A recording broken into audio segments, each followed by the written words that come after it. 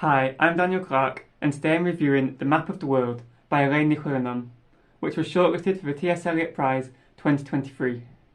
This is the poet's 10th collection, 50 years after her first, published by independent Irish publisher The Gallery Press.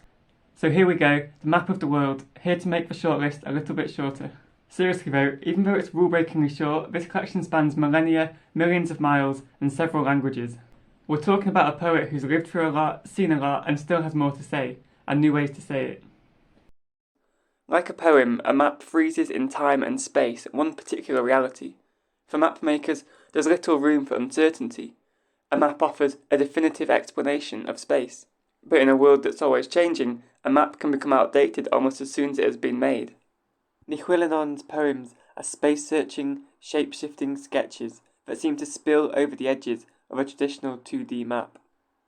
Nothing can be compared to anything else. Was that a shadow? The shadow of a bird? The poems are saturated with spaces. Many of the places are palimpsests.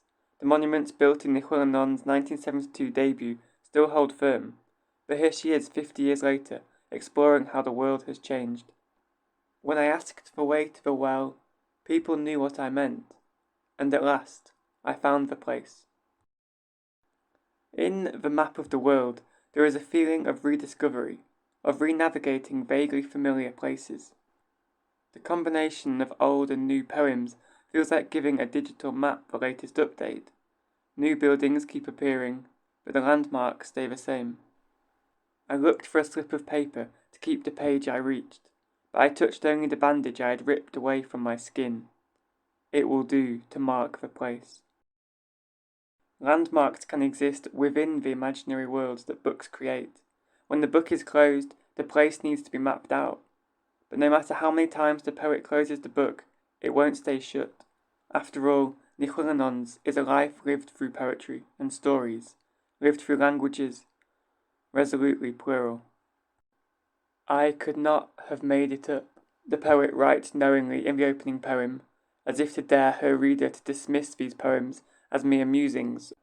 Translations into Irish and from Romanian to English reaffirm the plurality and make the collection a wide-reaching conversation. Fear spreads like water over the whole earth, and Noah's Ark is still not finished. Plurality takes shape too in Nichulinon's remembering of history. Contrary to what history books all too often would have us believe, the past is not a monolithic blob. There are billions of voices in the margins. Some we would rather silence, some we would rather forget, but the poet is attentive to them all. The man with his shirt open leered at my aunt breastfeeding, and the boy was there too. Nichulinon asks us to consider whose story is worth listening to. As has been the case for millennia, non-human animals are in these scenes, but barely given a second thought. A goose on the table, half butchered. A small naked dog under a chair. What can we ever know of their story?